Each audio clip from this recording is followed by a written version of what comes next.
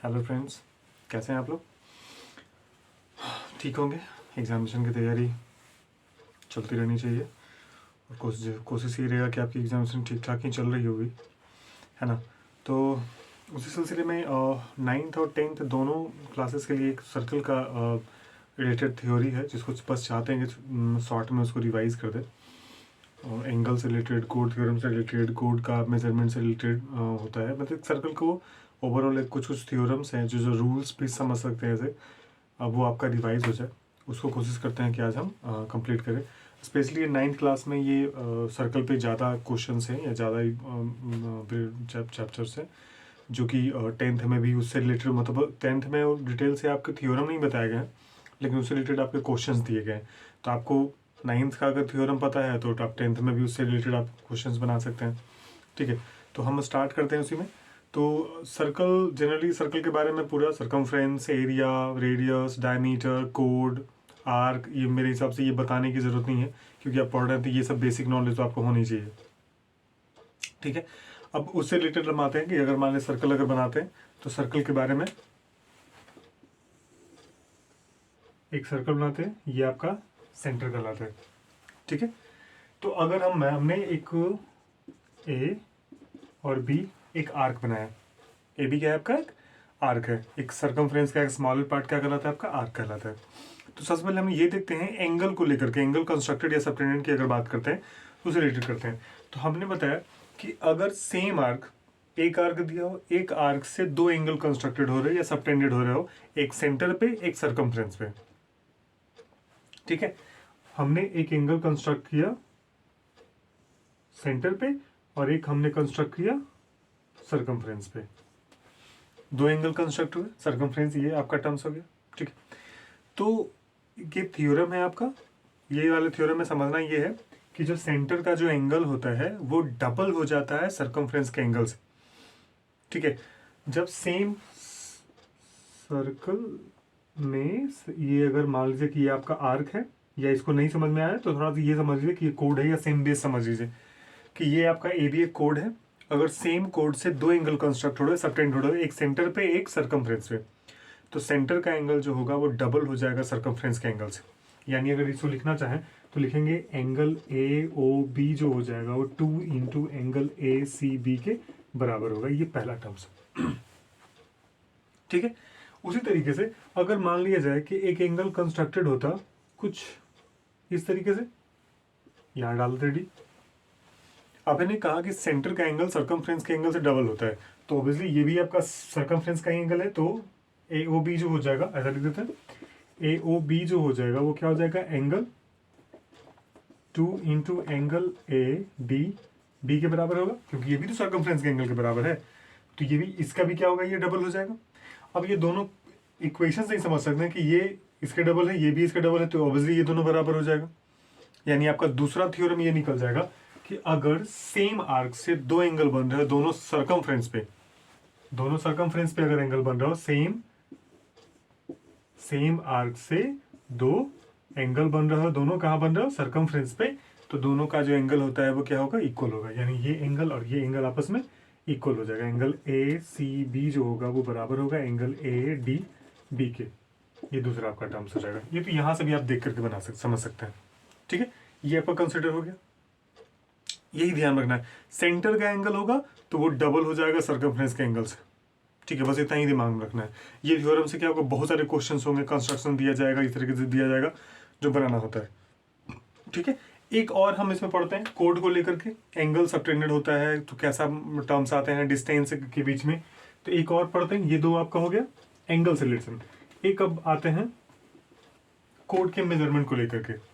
जैसे एक हम सर्कल बनाते हैं, ये आपका सेंटर हो गया, ये हमने कोड बना दिया, ए भी आपका कोड हो गया, ये सेंटर हो गया। पहला थ्योरम क्या है, अगर हम कोड को समझना चाहें तो बोलता है कि अगर सेंटर से किसी कोड पे, ये आपका सेंटर है, सेंटर से किसी कोड पे अगर परपेंडिकुलर लाइन डाला जाता है, यहां डाल देते हैं हम डी।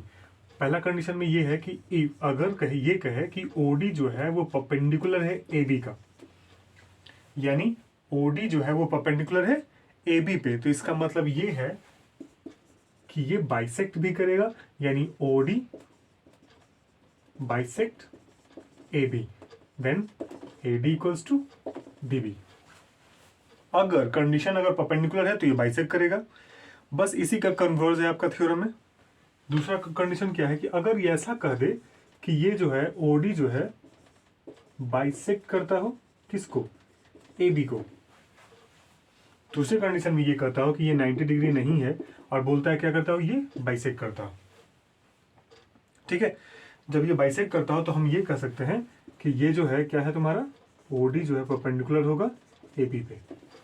इसको हम प्रूव भी कर सकते हैं, कॉन्फ्रेंसिव वाला टर्म से जब हम करते हैं तो ये दो ट्रायंगल बना करके हम इसको प्रूव भी कर सकते हैं भाई सी इसलिए हम ज़्यादा इसमें कॉम्प्लिकेशन कर, बस थ्योरम को हम रिवाइज करने की कोशिश कर रहे हैं।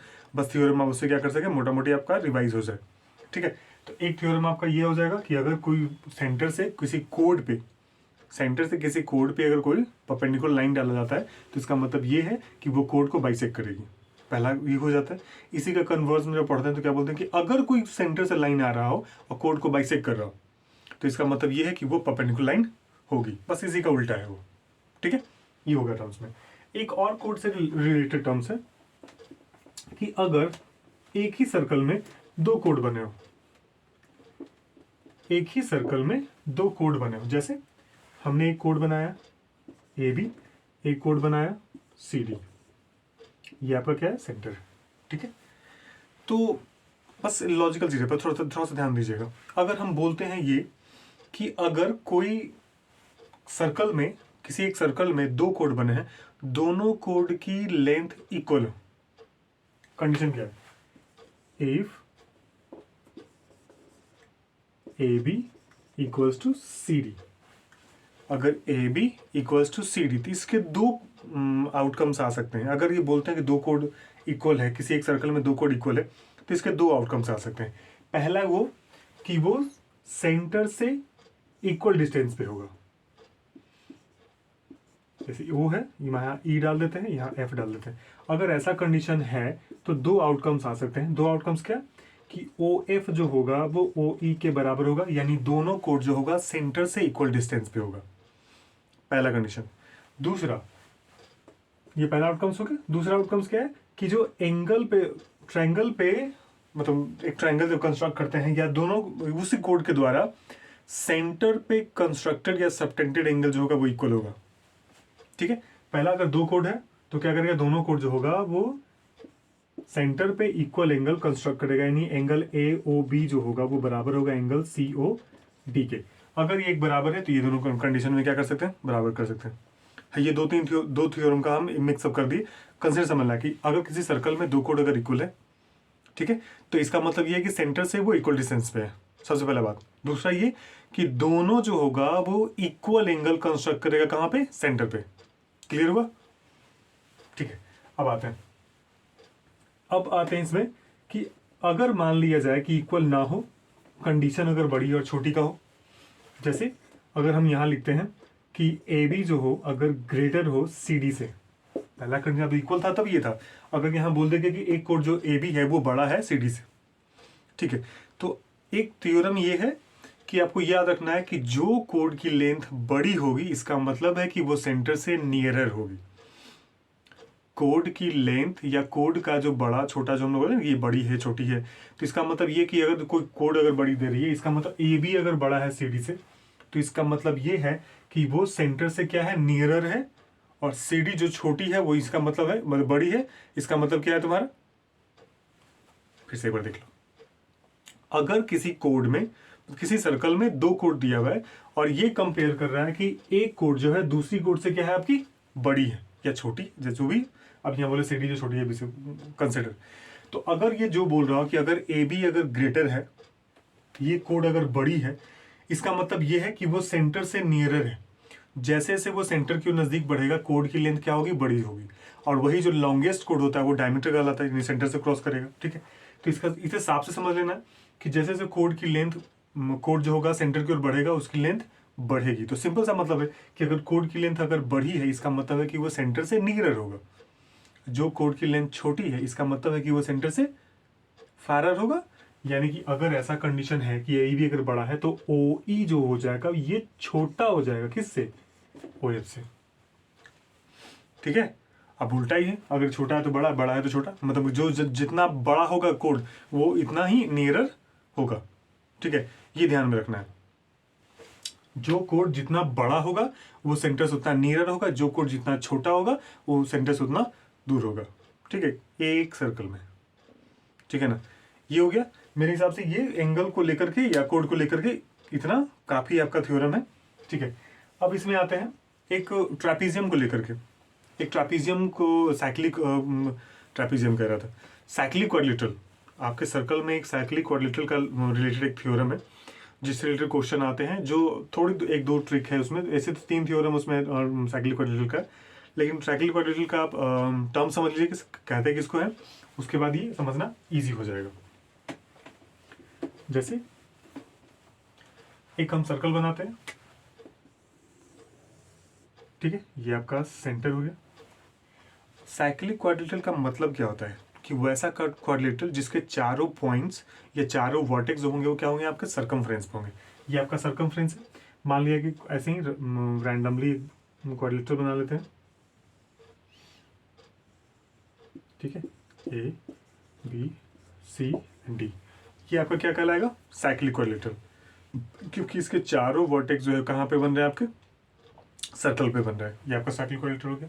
इसकी प्रॉपर्टी क्या याद रखनी है, पहला प्रॉपर्टी ये कि अपोजिट एंगल जो होते हैं वो सप्लीमेंट्री होते हैं, या दूसरी भाषा में कहा जाए कि अपोजिट एंगल का जो सम होगा वो क्या होगा, आपका 180 डिग्री होगा। यानी angle A plus angle C equals to कितना होगा, 180 डिग्री। साइक्लिक क्वाड्रिलेटरल का मतलब ये हो गया कि अपोजिट एंगल का जो सम है वो आपका कितना होगा, 180। जैसे ये दोनों एंगल का सम 180 होगा, वैसे ही इधर से b plus angle d equals to भी क्या होगा, आपका 180 हो जाएगा। क्योंकि चारों एंगल का सम कितना होता है, 360। कोई भी क्वाड्रिलेटरल है अगर चारों एंगल का सम कितना हो जाएगा, 360। तो अगर ये दोनों का सम 180 आ रहा तो ये दोनों का सम भी कितना होगा, 180 हो जाएगा। ये पहला थ्योरम आपका। ठीक है, एक तो साइक्लिक का होना सबसे बड़ा चीज है कि वो सर्कमफ्रेंस के ही चारों पॉइंट पे आपका इंट्रो करेगा, बाहर नहीं। अगर मान लो कहीं अगर सर्कल एक बना देते हैं और हमने क्या किया, एक कुछ इस तरीके से एक कंस्ट्रक्शन बना दिया, ठीक है, तो ये आपका साइक्लिक क्वाड्रिलेटरल नहीं है, क्योंकि आपके क्वाड्रिलेटरल के चारों पॉइंट कहाँ होना चाहिए, सर्कमफ्रेंस पे होना चाहिए। तो ये ध्यान देना है, ये प्रॉपर्टी होगी। ठीक है, एक और इससे रिलेटेड है, एक थ्योरम तो आपका ये हो गया। दूसरा थ्योरम क्या करना है आपको, एक्सटर्नल को लेकर के। एक्सटर्नल थोड़ा ध्यान से समझे। मान लीजिए एक कोई साइड है जो एक्सटेंडेड हो गया, जैसे ए बी जो साइड आगे कहाँ कर देते हैं हम लोग, पी तक एक्सटेंड कर देते हैं। तो एक एंगल कंस्ट्रक्ट होता है, एंगल सी बी पी, जिसको हम लोग एक्सटर्नल एंगल कहते हैं। सिंपल सा मतलब है कि अगर हम इन साइड में, किसी फिगर के इन साइड में अगर नहीं हो रहा है तो उसमें एक्सटर्नल में, तो एक्सटर्नल की तरफ बाहर की तरफ बन रहा है एंगल, तो उसको एक्सटर्नल एंगल कहते हैं। ठीक है, तो एक्सटर्नल एंगल का प्रॉपर्टी क्या होता है, समझना है कि एक्सटर्नल एंगल जो होते हैं वो इंटरनल अपोजिट एंगल के बराबर होता है। साइक्लिक क्वाड्रिलेटरल में एक्सटर्नल एंगल जो होते हैं वो इंटरनल अपोजिट एंगल के बराबर होता है। यानी एंगल सी बी पी जो होगा वो एंगल डी के बराबर होगा, या उसको हम ये भी कह सकते हैं एंगल ए डी सी के बराबर होता है। ये याद रखना है। अगर सपोज कीजिए कि अगर ये आपका कितना दिया हो, 70 डिग्री दिया हो, तो ये एंगल पहले कितना होगा, ये समझिए कि ये दोनों का सम अभी क्या बताया था, 180 होता है।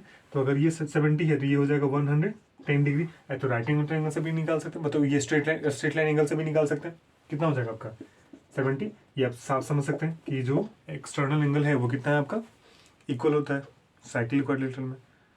ठीक है, एक छोटा सा और एक है, ज़्यादा लंबा नहीं करेंगे क्लासेस को। एक छोटा सा और है, एंगल ऑफ सेमी सर्कल का। मेरे हिसाब से वो उसके अलावा और कोई कंफ्यूजन नहीं होगा। एक सर्कल हम बनाते हैं, ये आपका है, ये आपका क्या कहलाता है, डायमीटर है। ठीक है, तो एक सर्कल में डायमीटर के थ्रू समझ लीजिए कि एक डायमीटर है जिसके द्वारा अगर सबटेंडेड कोई एंगल होता है, मान लीजिए एक ऐसा भी बना देते हैं, ऐसा फिगर बना देते हैं। ऐसे बुक में, आपकी बुक में ऐसा क्वेश्चन है, ठीक है, इस तरीके से स्ट्रक्चर बना दिए, तो बोले कि सर कौन सा है। तो ये अगर वो फिगर से नहीं समझते हैं या स्टेटमेंट नहीं समझ पा रहे हैं कि सेमी सर्कल क्या है भाई, तो सेमी सर्कल मतलब हाफ सर्कल, सर्कल का आधा। अगर हम डायगोनल डायमीटर बना देते हैं तो क्या होता है, ये आपका आधा हाफ सर्कल हो जाता है। तो हाफ सर्कल के लेंथ जो होते हैं यानी कि जो डायमीटर होते हैं उसके द्वारा सबटेंडेड एंगल या कंस्ट्रक्टेड एंगल क्या कहलाता है? Angle of semi circle. ठीक है, तो ये जो डायमीटर है इसके द्वारा एंगल सबटेंडेड होगा, तो यानी ये पॉइंट और ये पॉइंट जो मीट करता है ये एंगल कितना होगा आपका? 90 डिग्री। यानी एंगल ए सी बी जो होगा वो कितना हो जाएगा? 90 डिग्री। यानी ये आपका triangle 90 degree right angle triangle होगा। कुछ लोगों का कंडीशन ये होता है कि सर ये क्यों नहीं होगा, कि ये भी तो सर सेमी सर्कल में ही बना हुआ है, कि ये भी आपका सेमी सर्कल में ही बना है, हाफ सर्कल में तो बना हुआ है सर, वो तो क्यों नहीं उसको 90 डिग्री कर देते हैं? वो इसलिए नहीं कर सकते क्योंकि ये जो एंगल सबटेंडेड हो रहा है जिस साइड से, वो डायमीटर के थ्रू नहीं हो रहा है। सिंपल सा, क्योंकि जो इसको सेमी सर्कल बनाता है, कंस्ट्रक्ट करता है, जो बांटता है, उसके थ्रू वो एंगल सबटेंड नहीं हो रहा है।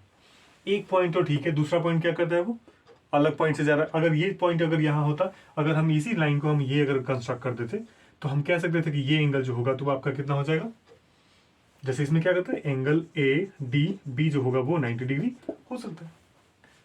यानी वो लाइन जो किसी सर्कल को दो इक्वल हाफ में या सेमी सर्कल बनाता हो, उस साइड के दोनों पॉइंट से जो सबटेंडेड एंगल होगा वो एंगल जो होगा वो 90 डिग्री होगा। उसी को हम लोग एंगल ऑफ सेमी सर्कल कहते हैं। ठीक है, मेरे हिसाब से सर्कल का ये मोस्ट प्रोबेबली जितना भी थ्योरम्स है या जो भी प्रॉब्लम हो इसी से रिलेटेड इसी से क्वेश्चंस आते हैं। एक बार इसको अच्छे से देख लीजिएगा। ठीक है, मेरे हिसाब से इससे बाहर से क्वेश्चंस नहीं होंगे, बस इसको समझना अच्छे से और क्वेश्चन को रिलेट कीजिए, बनाइएगा तो और ज़्यादा क्लियर होगा। इसको एक बार देख लीजिए अच्छे से और उसको फिर से उसको क्वेश्चंस को एक्सरसाइज को बनाइए। कोई क्वेश्चन प्रॉब्लम आता है तो फिर आप हमको मैसेज कर सकते हैं, टेक्स्ट कर सकते हैं। मिलते हैं नेक्स्ट क्लासेस में। ठीक है, बाय बाय।